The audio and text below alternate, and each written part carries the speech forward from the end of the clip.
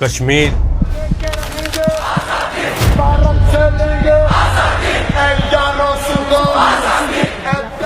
جہاں 1000 سال پہلے ہندوؤں کی حکومت ہوا کرتی تھی۔ ہندو خاندانوں کی حکومت کے آخر میں بادشاہ بہت کمزور ہو چکا تھا اور پاور دربار کے وزیروں کے ہاتھوں میں آ چکی تھی۔ انہی وزیروں میں ایک وزیر مسلمان تھا جس کا نام شاہ میر تھا۔ شاہ میر تاجکن نسل خاندان سے تھا جو تاجکستان سے ہجرت کر کے کشمیر میں آباد ہوئے تھے، اور انہوں نے شاہی دربار میں اپنا کافی اثر و رسوخ پیدا کیا تھا۔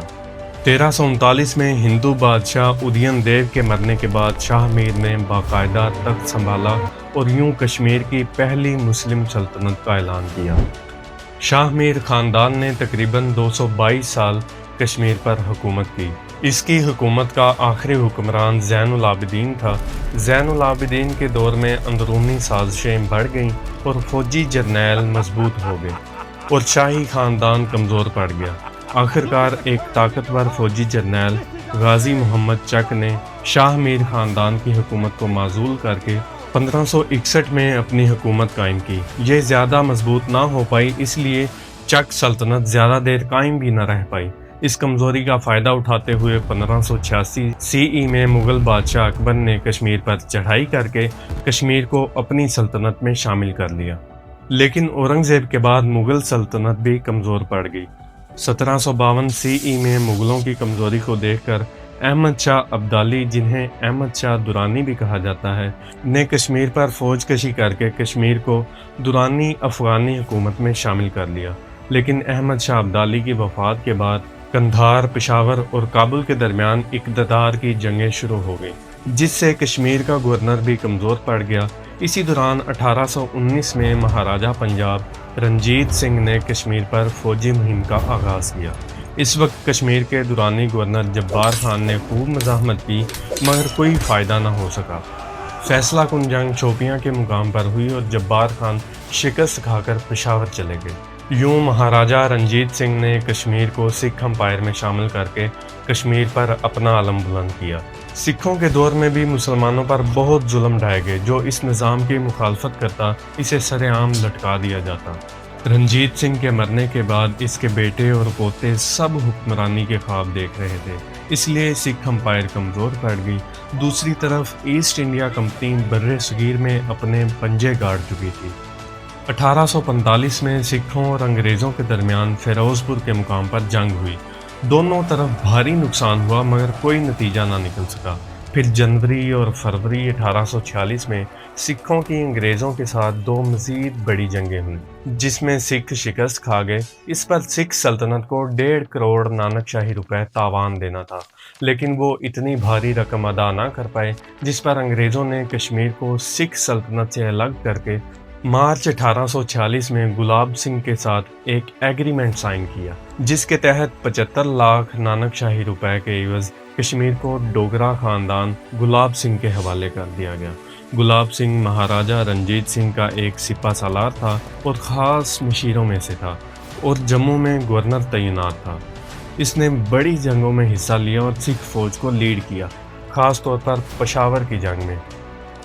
بعد میں گلاب سنگھ کو چناب کے علاقے پونچھ، بھمبر اور راجوڑی بھی سونپ دیے گئے، لیکن جب سکھوں کو جنگ میں کافی نقصان ہوا تو اس نے بغاوت کر کے انگریزوں کے ساتھ ساز باز شروع کر دی۔ انگریزوں نے 75 لاکھ روپے لے کر گلاب سنگھ کو جموں کشمیر کا جاگیردار مہاراجہ تسلیم کر لیا۔ ایسٹ انڈیا کمپنی یا برطانوی راج کے زیر اثر بر صغیر میں 565 چھوٹی بڑی ریاستیں تھیں، جو بظاہر تو خود مختار تھیں لیکن انگریزوں کے زیر تسلط تھیں۔ انگریزوں کی طرف سے یہ ریاستیں ضرورت پڑنے پر فوج بھیجنے کی پابند تھیں۔ ان سے سالانہ ٹیکس وصول کیا جاتا تھا، اناج اور معدنیات حاصل کیے جاتے تھے۔ اب ریاست جموں کشمیر بھی انہی میں سے ایک تھی۔ کشمیر، بلوچستان، نیپال اور بھوپال یہ ریاستیں بفر زون کے طور پر استعمال ہوتی تھیں۔ انہیں روس یا افغانستان جیسے بیرونی خطرات سے بچاؤ کے لیے استعمال کیا جاتا تھا۔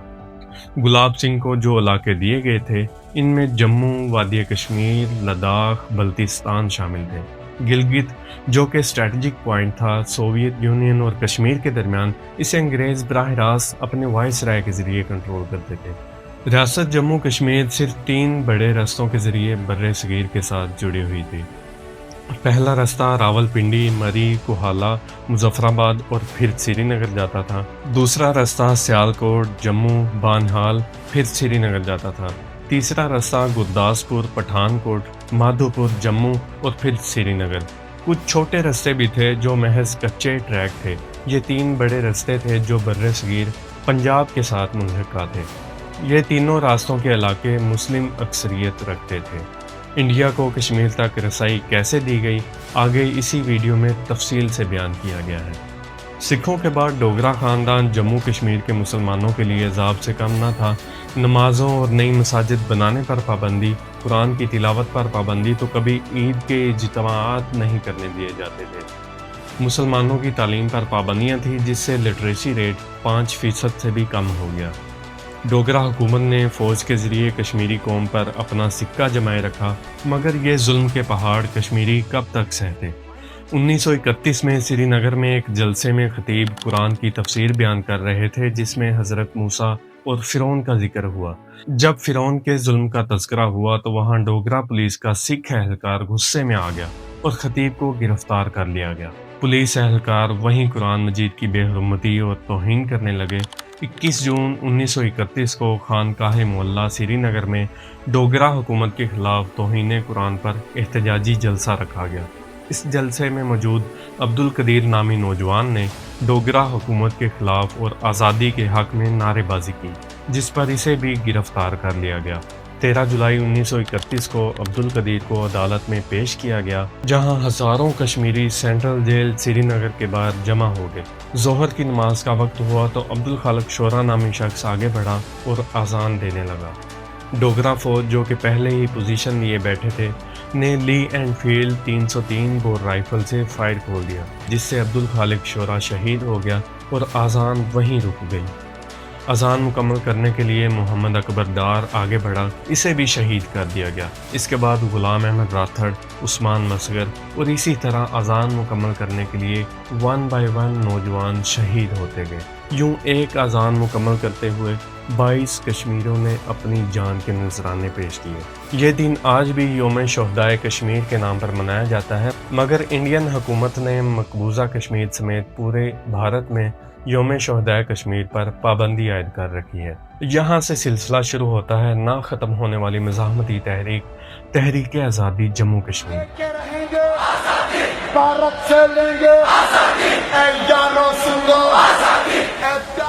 لوگ اب ڈوگرا حکومت کے خلاف کھل کر گفتگو کرنے لگے تھے، مگر ابھی تک جموں کشمیر میں مسلمانوں کو لیڈ کرنے کے لیے کوئی منظم جماعت نہیں تھی۔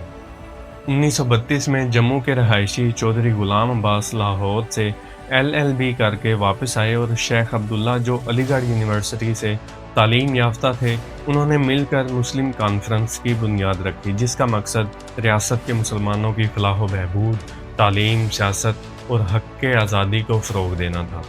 ڈوگرا حکومت کے لیے مسلم کانفرنس ایک چیلنج بنتا گیا۔ شیخ عبداللہ وادی کشمیر ریجن سے تھے، کشمیری زبان میں خطاب کرنے کے ماہر تھے، اور چودھری غلام عباس جو جموں ریجن سے تھے، کشمیری زبان نہ بولنے کی وجہ سے ان کی مقبولیت شیخ عبداللہ کی نسبت وادی میں ذرا کم تھی۔ آہستہ آہستہ شیخ عبداللہ کے نظریات سیکولر اور کانگریس کے ساتھ تعلقات مضبوط ہوتے گئے، مگر چودھری غلام عباس مسلم لیگ اور محمد علی جناح کے حامی تھے۔ جواہر لال نہرو اور کانگریس کے ساتھ تعلقات کی وجہ سے شیخ عبداللہ نے جون 1939 میں مسلم کانفرنس کا نام بدل کر نیشنل کانفرنس کر دیا۔ اسی وجہ سے تحریک کے باقی قائدین ان سے اختلاف کرنے لگے تھے۔ شیخ عبداللہ کے ساتھ اختلافات بڑھنے کی وجہ سے چودھری غلام عباس نے میر وائز یوسف شاہ سے مل کر مسلم کانفرنس کو دوبارہ بحال کر دیا اور پھر مسلم لیگ تحریک پاکستان کی حمایت کا اعلان کر دیا۔ اب ڈوگرا خاندان کے لیے 2 بڑے چیلنجز تھے۔ دونوں جماعتیں ہی آزادی مانگ رہی تھیں۔ ڈوگرا حکومت نے دونوں پارٹیوں کی قیادت کو گرفتار کر دیا۔ اس وقت بر صغیر میں مسلم لیگ پاکستان کا کیس تقریباً جیت چکی تھی، بس علاقوں کی تقسیم پر بات چیت چل رہی تھی۔ یہ طے ہو چکا تھا کہ جو علاقے مسلم اکثریت رکھتے ہیں وہ پاکستان میں شامل کر دیے جائیں گے، اور جہاں ہندو آبادی زیادہ ہے وہ بھارت کو دے دیے جائیں گے۔ لیکن اس وقت کے وائسرائے لارڈ ماؤنٹ بیٹن، جو کہ ڈومینین پاکستان اور بھارت دونوں کے گورنر جنرل بننے کی خواہش رکھتے تھے، مگر قائد اعظم نے ایک میٹنگ میں پاکستان کے پہلے گورنر جنرل خود بننے کا اعلان کیا۔ تو یہاں سے ماؤنٹ بیٹن اور محمد علی جناح میں اختلافات بڑھ گئے۔ ماؤنٹ بیٹن کی جانبدارانہ اور غیر منصفانہ تقسیم مسلم لیگ کے لیے خطرہ ثابت ہو رہی تھی۔ کشمیر جانے والے تینوں راستوں کے علاقے پاکستان کو مل رہے تھے، مگر گرداسپور ضلع کی ساز باز کی بھنک قائد اعظم کو لگ گئی۔ اس لیے قائد اعظم نے اپنا نمائندہ ماؤنٹ بیٹن کے چیف آف سٹاف لارڈ اسمے سے گرداسپور کے متعلق بات کرنے بھیجا۔ اسمے نے ابتدا میں مسئلہ سمجھنے کی زحمت ہی نہیں کی، لیکن جب انہوں نے دیوار پر لٹکے ہوئے نقشے کی طرف بلا کر سمجھانا چاہا تو نقشے پر پینسل سے ایک لکیر پہلے ہی کھینچی جا چکی تھی۔ یہ وہی لکیر تھی جس کے بارے میں قائد اعظم محمد علی جناح نے تشویش کا اظہار کیا تھا۔ جب اسمے سے اس لکیر کے متعلق پوچھا تو اسمے کے طوطے ہی اڑ گئے اور بھوکھلاہٹ میں کہنے لگے، یہ میرے نقشے کے ساتھ چھیڑ خانی کس نے کی ہے؟ یوں اسمے کی یادداشت نقشے کے متعلق کبھی واپس نہ آ سکی۔ اس طرح گرداسپور، جو کہ مسلم اکثریتی علاقہ تھا اور پاکستان کا حصہ تھا، کی 4 تحصیلوں میں سے 3 تحصیلیں، جن میں بٹالہ، گرداسپور، پٹھان کوٹ شامل ہیں، بھارت کو دے دیے گئے۔ اس طرح بھارت کو کشمیر تک زمینی رسائی دے دی گئی۔ امرتسر جانے والی نہروں کے ہیڈ ورکس بھی گرداسپور میں ہی تھے۔ اگر گرداسپور پاکستان کے پاس ہوتا تو انڈیا جانے والی کئی نہروں کا کنٹرول پاکستان کے پاس ہونا تھا۔ ماؤنٹ بیٹن کشمیر کے مستقبل کا فیصلہ لینے سے پہلے مہاراجہ ہری سنگھ سے ملاقات کے لیے سری نگر پہنچے، مگر ملاقات کے 10 منٹ پہلے ہی وائسرائے کو اطلاع ملی کہ مہاراجہ طبیعت خرابی کی وجہ سے نہیں مل پائیں گے۔ ماؤنٹ بیٹن ملاقات کیے بغیر ہی واپس لوٹ آئے، مگر کشمیر کے متعلق بھی فیصلہ لے چکے تھے۔ اگرچہ کشمیر میں مسلم اکثریت تھی، لیکن ماؤنٹ بیٹن اسے پاکستان کے پاس جانے نہیں دینا چاہتے تھے۔ ادھر جموں کشمیر میں حالات کشیدہ ہوتے جا رہے تھے۔ پونچھ میں تو حالات بے قابو ہو چکے تھے۔ ٹیکس اکٹھا کرنے کے لیے ڈوگرا حکومت کو مزید سکھ اور ہندو تعینات کرنا پڑے اور ان کے لیے نئی چوکیاں اور چھاونیاں بنانا پڑیں۔ اسی دوران ڈوگرا حکومت نے ایک جنگ میں انگریزوں کی مدد کے لیے 66,000 ڈوگرا فوجی بھیجے تھے، مگر جب وہ جنگ سے واپس آئے تو ڈوگرا حکومت نے انہیں واپس لینے سے انکار کر دیا، کیونکہ اس وقت مسلمان ریاست میں بغاوت پر اتر آئے تھے۔ ڈوگرا فوج سے برطرف کیے گئے 66,000 میں سے 60,402 فوجی مسلمان تھے اور ان کا تعلق پونچھ اور میرپور سے تھا، اس لیے اکثر کے پاس اسلحہ بھی موجود تھا۔ جولائی 1947 میں ڈوگرا حکومت مسلمانوں سے اسلحہ ضبط کرنے لگی، مگر مسلمان اس وقت مزید بغاوت پر اتر آئے جب ہندو مسلم فسادات میں سکھوں اور ہندوؤں کے ہاتھوں میں اپنے وہی ہتھیار دیکھ رہے تھے جو ان سے ضبط کیے گئے تھے۔ اب ڈوگرا حکومت مسلمانوں کے قتل عام کے لیے ہندوؤں اور سکھوں کو اسلحہ فراہم کرنے لگی تھی۔ 14 اگست 1947 کو پاکستان کی آزادی کا اعلان کر دیا گیا۔ 13 اگست 1947 یہ آل انڈیا ریڈیو لاہور ہے۔ آپ ہمارے اگلے اعلان کا انتظار کیجیے۔ 14 اگست 1947 یہ ریڈیو پاکستان لاہور ہے۔ آپ کو پاکستان مبارک۔ آپ آزاد ہیں، آزاد رہیں۔ آپ لوگ اس ملک پاکستان میں اپنی اپنی عبادت گاہوں، مسجدوں یا مندروں میں جانے کے لیے۔ جموں کشمیر میں ڈاک خانوں کے اوپر پاکستانی پرچم لہرا دیے گئے۔ لوگ جوگ در جوگ شہروں اور مضافات سے اپنی امیدوں اور خوابوں کے جھنڈوں کی ایک جھلک دیکھنے کے لیے ڈاک خانوں کی طرف جمع ہونے لگے۔ ڈوگرا حکومت نے جھنڈے اتارنے کا فرمان جاری کر دیا، مگر پھر بھی بارہمولہ میں رات گئے تک پاکستانی پرچم لہراتا رہا۔ لوگوں کی امیدیں اس وقت ٹوٹ گئیں جب انہیں پتہ چلا کہ ریاست جموں کشمیر کا الحاق پاکستان سے نہیں کیا گیا۔ 15 اگست 1947 کو پاکستان نے مہاراجہ سنگھ کے ساتھ سٹینڈ سٹل معاہدہ کر دیا، جس کے تحت پاکستان جموں کشمیر کے ساتھ تجارتی اور لین دین کے معاملات نہیں روکے گا اور ریاست جموں کشمیر بھارت کے ساتھ کسی قسم کا کوئی معاہدہ نہیں کرے گی۔ قائد اعظم محمد علی جناح کی یہ ایک سیاسی چال تھی جس سے کشمیر کو بھارت کا حصہ بننے سے روک دیا گیا تھا۔ ان کی سوچ تھی کہ عوامی امنگوں کے مطابق کشمیر جلد پاکستان کا حصہ بن جائے گا۔ اب کشمیر میں مسلح بغاوت شروع ہو چکی تھی۔ عبدالقیوم خان جو کہ جموں کشمیر کے ایک زمیندار تھے، اپنے ساتھیوں کے ساتھ راولہ کوٹ کے جنگلوں میں چلے گئے اور وہاں سے بغاوت کا پیغام پنچ اور میرپور تک پھیل گیا۔ جن کشمیریوں کے پاس اسلحہ نہیں تھا وہ سرحد پار پاکستان کے قبائلیوں سے ہتھیاروں کے لیے رابطہ کرنے لگے تھے، جہاں سے قبائلیوں اور کشمیری آزادی پسندوں کا آپس میں رابطہ شروع ہو گیا۔ گلگت ابھی تک انگریز وائسرائے کے کنٹرول میں تھا اور وہاں انگریز افسر میجر ولیم براؤن تعینات تھے۔